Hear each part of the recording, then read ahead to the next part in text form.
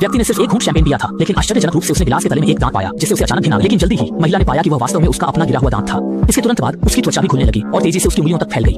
आसपास के लोगों की नजरों की परवाह किए बिना लूसी जल्दी से बाथरूम की ओर दौड़ पड़ी। हवाई सहायक ने यह देखकर आगे जाकर जांचने की कोशिश की। जैसे जैसे शरीर का घुलना बढ़ा, लूसी का चेहरा भी विकृत होने लगा और यह मस्तिष्क के 40% तक विकास का परिणाम था। क्योंकि मानवीय शरीर इतनी बड़ी मानसिक क्षमता सहन नहीं कर सकता, शरीर की प्रत्येक कोशिका आत्म जागरूकता प्राप्त कर लेगी और मूल शरीर से अलग होने लगेगी। लूसी ने यह देखकर देरी नहीं की और जल्दी से अपने बैग में से सभी दवाएं निकालकर पागलपन में उन्हें अपने मुंह में भरने लगी। हालांकि लक्षण कुछ हद तक कम हो गए थे, लेकिन फिर भी बहुत देर हो चुकी थी। कोशिकाओं का अलग होना अब वापस नहीं लिया जा सकता था। सौभाग्य से आखिरकार लूसी चमत्कारिक रूप से जीवित बच गई और उसका मस्तिष्क 50% तक विकसित हो गया। स्पष्ट रूप से अस्पताल के वार्ड में होते हुए भी उसकी नजरें दीवारों को पार कर आसपास की हर चीज देख सकती थी। लेकिन लूसी के पास खुश होने का समय नहीं था, क्योंकि उसे मस्तिष्क को पोषण देने के लिए और अधिक दवाएं ढूंढनी थी। लेकिन जैसे ही वह बाहर निकली, पुलिस ने उसे रोक लिया और लूसी ने बस हाथ हिला दिया। इंस्पेक्टर ने यह देखकर घबरा गया, लेकिन योंगचुन के अपराजय सिद्धांत पर भरोसा करके वह एक कदम भी पीछे नहीं हटा। लेकिन अंदाज से अधिक नहीं, 3 सेकंड के भीतर ही पिस्तौल की मैगजीन जमीन पर बिखर गई। लूसी एक शांत चेहरे के साथ इंस्पेक्टर के सामने आई और उससे कल पकड़े गए ड्रग डीलरों को ढूंढने के लिए ले जाने को कहा, क्योंकि उनके शरीर में वही ड्रग्स थे जो मस्तिष्क के विकास के लिए उपयोग की जाती थी। लेकिन दूसरी अस्पताल की ओर जाते हुए लूसी ने आसपास बिखरे मोबाइल सिग्नल से खतरे की हल्की सी महक सूंघी। कई स्तरों की छंटाई के माध्यम से उसने उस सिग्नल स्रोत को खोजा और पुलिस कार के रेडियो से जुड़ा, और तब उसने जाना कि ड्रग डीलरों का सरगना सशस्त्र बचाव की योजना बना रहा था। लूसी चिंतित थी कि वे पहले पहुंच जाएंगे। इंस्पेक्टर के विरोध की परवाह न करते हुए उसने सीधे उसे सहचालक की सीट पर बिठा दिया और खुद ड्राइविंग सीट पर बैठकर पागलों की तरह अस्पताल की ओर दौड़ने लगी। पहले कभी गाड़ी नहीं चलाई थी, लेकिन अपने अजेय मस्तिष्क के साथ रास्ते में वह ड्रिफ्ट कर रही थी और उल्टा जा रही थी, जिससे लोग परेशान हो गए थे और इंस्पेक्टर इतना डरा हुआ था कि हैंडल को छोड़ने की हिम्मत नहीं कर रहा था। फिर भी ड्रग डीलर एक कदम आगे बढ़कर CPH-4 को पहले ही हासिल कर चुके थे।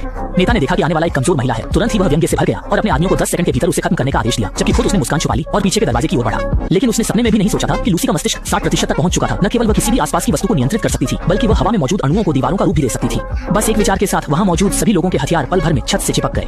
मजबूर होकर उन्होंने लूसी के साथ हाथापाई करने की कोशिश की, लेकिन लड़ाई की कोशिश नाकाम रही। तेजी से मारने की कोशिश भी बेकार गई और वे लूसी को जरा भी छू नहीं सके। मुखिया यह देखकर इतना डर गया कि उसका डायपर भी भीग गया, लेकिन अपने आदमियों के सामने इज्जत बचाने के लिए, हालांकि लूसी ने उसे रोका भी नहीं था, वह जानबूझकर ऐसे दिखाने लगा जैसे वह हिलना चाहता है लेकिन हिल नहीं सकता। चेहरे पर बेहद डरावना भाव था, मगर हिम्मत इतनी नहीं थी कि आवाज भी। दवाओं का असर खत्म होते ही लूसी का अगला मकसद सामने आया। मस्तिष्क वैज्ञानिक प्रोफेसर नॉर्मन को खोजें और अपनी मृत्यु से पहले अपने ज्ञान को आगे बढ़ाएं। लेकिन ये नहीं जानते थे कि जैसे ही बाहर निकले, नीचे इंतजार कर रहे गैंग लीडर ने उन्हें देख लिया और प्रोफेसर नॉर्मन ने पहले ही कुछ शीर्ष विद्वानों को लूसी के आगमन के लिए बुला लिया था। लेकिन अन्य लोग मस्तिष्क की सीमाओं को पार करने के दावे पर संदेह कर रहे थे।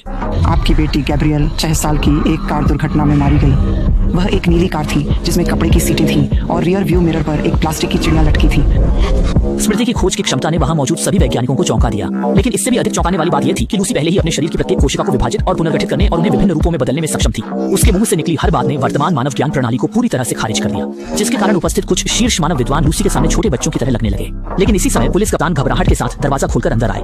दरअसल जब गैंग लीडर को पता चला कि उसके आदमियों की कार्रवाई विफल हो गई है, तो वह पागलपन में अपने सभी आदमियों के साथ स्कूल तक पहुंच गया। चूंकि पुलिस के पास पहले से कोई तैयारी नहीं थी, इसलिए वे केवल पिस्तौल से लैस थे, जबकि दूसरी तरफ गैंग पूरी तरह से M4 राइफल से लैस था। पुलिस ज्यादा देर तक टिक नहीं सकती थी।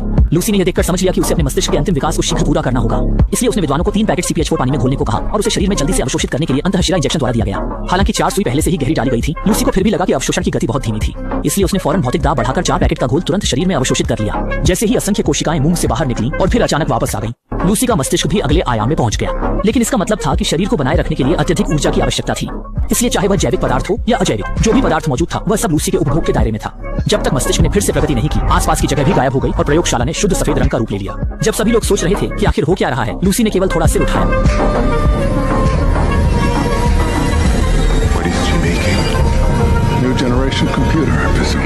जैसे ही कंप्यूटर का आधार तैयार हुआ, लूसी का मस्तिष्क भी 90% तक पहुंच गया, जो किसी देवता के बराबर था। इसी समय बाहर की लड़ाई भी तीव्र हो गई थी। पुलिस और अपराधी दोनों पक्षों को भारी नुकसान हुआ। पहले असफल हुए अभियान के नेता ने अपनी गलती को सुधारने के लिए तुरंत मृत साथी की रॉकेट लॉन्चर को पकड़ लिया। फिर एक शानदार स्लाइड के साथ लूसी के कमरे की ओर एक रॉकेट दागा।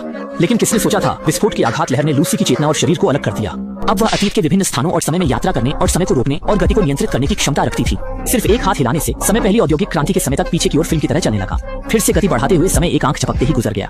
फिर से 100 साल पीछे लौटकर अमेरिकी मूल निवासियों के शासनकाल में पहुंच गई। समय के बदलाव से उत्पन्न होने वाले अद्भुत अनुभवों में लूसी खो गई। फिर उसने और भी अधिक गति बढ़ाई, जब तक कि आसपास का दृश्य एक आदिम जंगल की तरह नहीं लगने लगा। लूसी 8 करोड़ साल पहले के क्रेटेशियस काल में पहुंच गई। लेकिन इस समय पृथ्वी के शासक मित्रवत नहीं लगते।